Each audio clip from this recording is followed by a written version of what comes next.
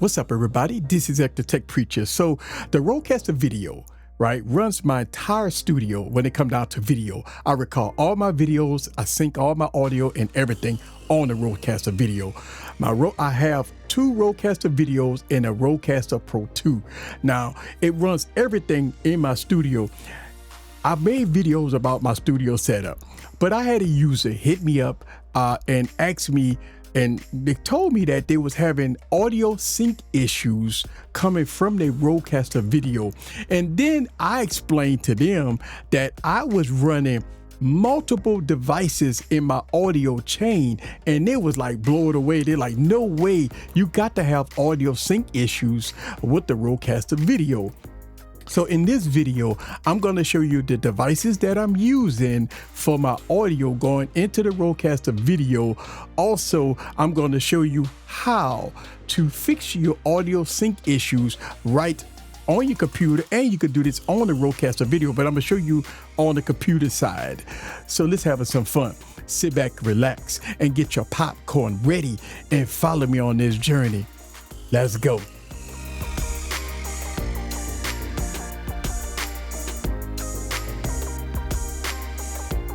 What's up, guys? This is Eric back with another video. So you may ask the question, why I have two Rodecaster videos?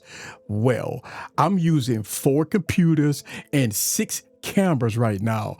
In my studio, I got different angles, right? I got all kinds of different angles. I got an angle right here, and I got angles on the side. I got angles on the back. So I'm in my studio, I'm using every port of the Rodecaster video, right? So I have 2 Rodecaster video going unison in each other using the USB Type-C going from one Rodecaster to the other Rodecaster. I made a complete video about that. Now, let me show you guys, right? So this is the front camera. I'm gonna show you a couple of cameras. I don't have all of them connected, but I have my top camera that's going in, showing you guys the Rodecaster Pro 2 and the Norman MT48, which I am using, which I'm going to show you how I'm using this in my audio chain. I also have a little camera right there, right? I have another camera right on top here, right? So this is another camera going towards the Rodecaster video. And I have a back camera that's showing you guys all my displays. I got 1, 2, 3, 4, 5 monitors. I had 6 monitors. The reason why I got 5 monitors, I got rid of one of my monitors. Now, all of these monitors is going into a matrix switcher, right? So my Rodecaster video output, you got two video outs on both Rodecaster videos. I have all 4 of those HDMI ports going into a matrix switcher. Now, the matrix switcher is a HDMI switcher that you can use to control output to monitors and stuff like that. So I have an 8 in and 8 out matrix switcher that's going into all my monitors.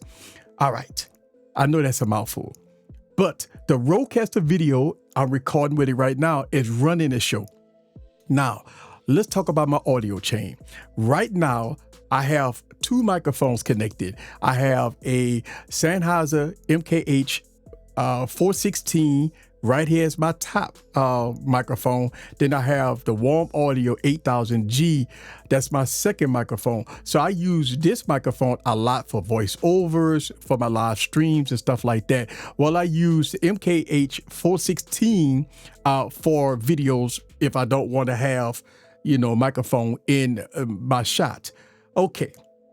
I have all of that going into the Rodecaster video. I'm shooting my videos in 1080p, 30 frames per second, and I'm upscaling them in DaVinci Resolve to 4K. I made a video about that too. But let's talk about my audio chain. Okay, here's my Rodecaster Pro 2. As you can see, I got my audio going into here. Okay, now I got my Rodecaster Pro 2 USB Type-C's right there. One is going into a computer and one is going into the Rodecaster video. Okay, so I'm using both USB Type-C's going out, one to the computer and one to the Rodecaster video. Now, if you buy a Rode product, the Rodecaster Pro 2 going into the Rodecaster video, it will see each other. So anything that I have going on the Rodecaster Pro 2 will automatically go into the Rodecaster video. Now, I have my microphones going in to the Norman MT48. As you can see, the Norman MT48, I have my primary microphones. This is the first part of my audio chain going into the Norman MT48. Now, I have a line level output going in to the Rodecaster Pro 2. Now, the Rodecaster Pro 2 is going into the Rodecaster video. Now, you may ask the question, why? Why have all this stuff? Well, the Norman MT48 has such clean preamps. It sounds so good as you're hearing the sound right now. But I do have compression, equalization, noise gate, and stuff like that going in, coming from here into the Rodecaster Pro 2. Now, the Rodecaster Pro 2, I do still have equalization. I'm using big bottom, and I'm using a little compression coming from the Norman going into the Rodecaster Pro 2, then going out into the Rodecaster video, which I have no equalization, no compression and stuff like that. Yes, you can use the Rodecaster video for all your equalization, compressions and stuff like that. But I have a 3-part audio chain, and the reason why is because I have the Norman MT48 output going into my computer that I can record a flat sound. Why would I want to record a flat sound? If I'm doing voiceovers or if I'm doing something, a paid gig, and I need to do perfect, pristine audio, I need to go from the Norman to my computer, get flat sound, and I use Adobe Audition to make all my equalizations, and I do all my corrections in Adobe Audition.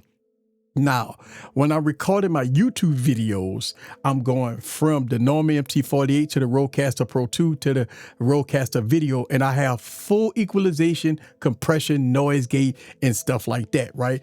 That means in post, I do not have to do no work because my audio right now is tuned to the way I like it, right? With a little bass, nice compression, and stuff like that. So what I'm doing right now, yes, I am recording a flat sound for redundancy in my computer, or I can record into the Rodecaster Pro 2, and I can record maybe what I'm getting out of the Norman MT48 going into the Rodecaster Pro 2. But I like to record on my computer just in case I have a failure when it comes down to recording.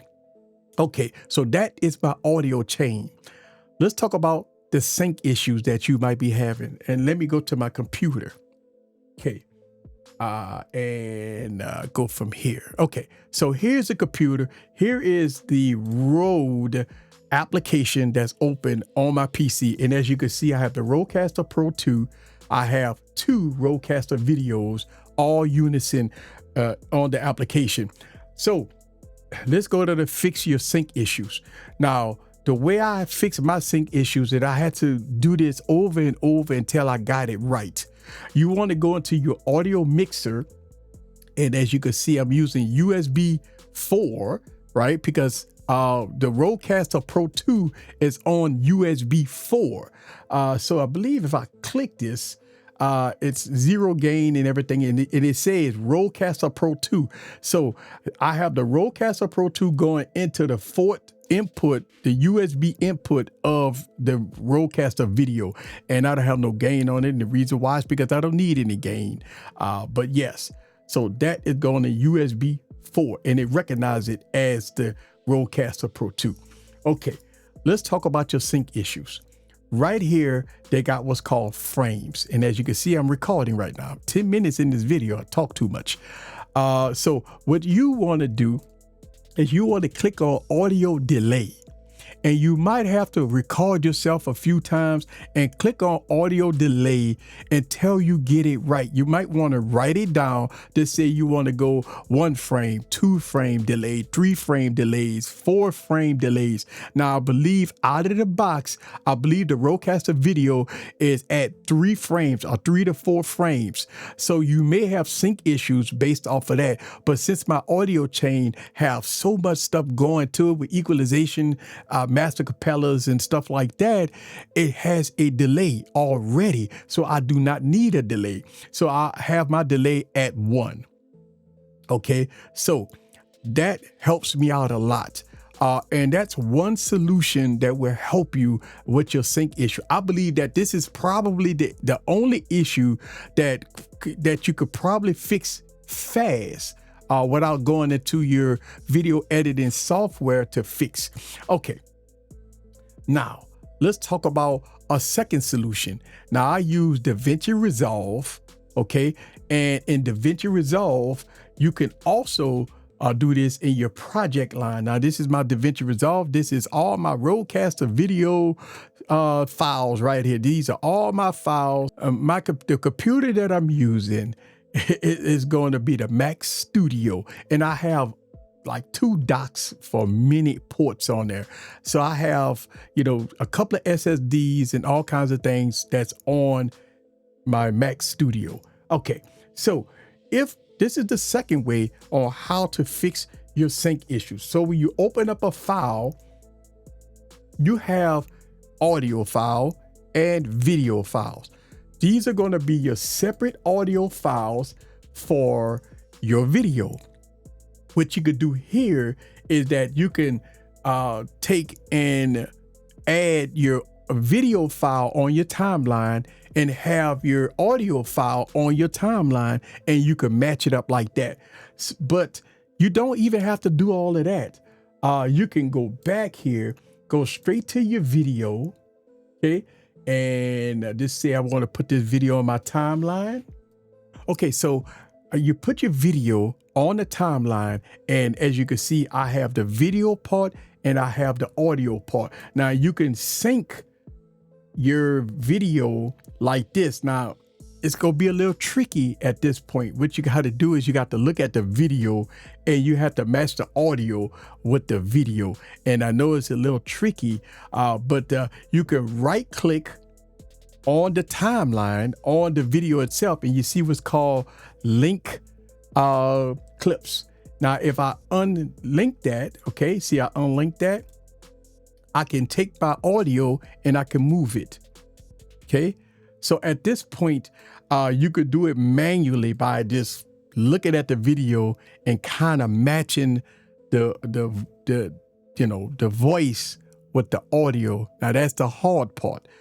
And so you can do that.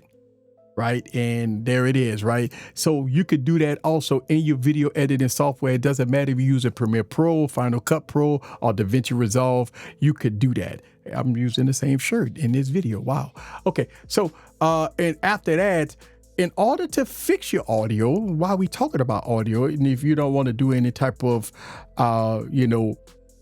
editing and stuff like that, you could just right click on the audio timeline. You want to normalize your audio, okay?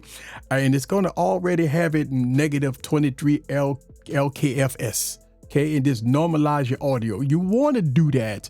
And the reason why is because when you upload it to YouTube, or if you want to normalize your video, if you upload it to any kind of other platform, you want to have your audio very consistent. So the first thing that I used to do with my audio is I normalize it. Okay. And go for that. Now, once I normalize my audio, I am done because it's already pre-equalized. It's already have compression. It already have a noise gate. So I do not have to do anything in post to my audio. Once I finish the video, I'll put it in DaVinci Resolve and I go straight into video editing, not audio editing, but video editing. So, yes. There it is, right? I wanted to make this video. Listen, man, I want y'all guys to understand something, right? I'm loyal to my community. And so when people leave comments and people ask questions And some people sometimes they frustrated and they're trying to get something done. And they come to us content creators. I don't ignore people. I do the best. I will make a dedicated video for 1 or 2 or 3 users that ask questions that I can help them out, especially if we've been communicating back and forth. And I don't mind doing that. Yes, I will actually make a video, and I've done this in the past, for users that's frustrated, that's trying to solve a problem that I know the answer to. Hopefully this fix your problem. If you have any questions about my studio setup, I have videos on my YouTube channel already. If you want to check it out, please check it out. And I haven't made an updated video for my 2026 studio setup. Stay tuned for that. This is Eric the Tech Preacher. See you guys on the next video. Peace.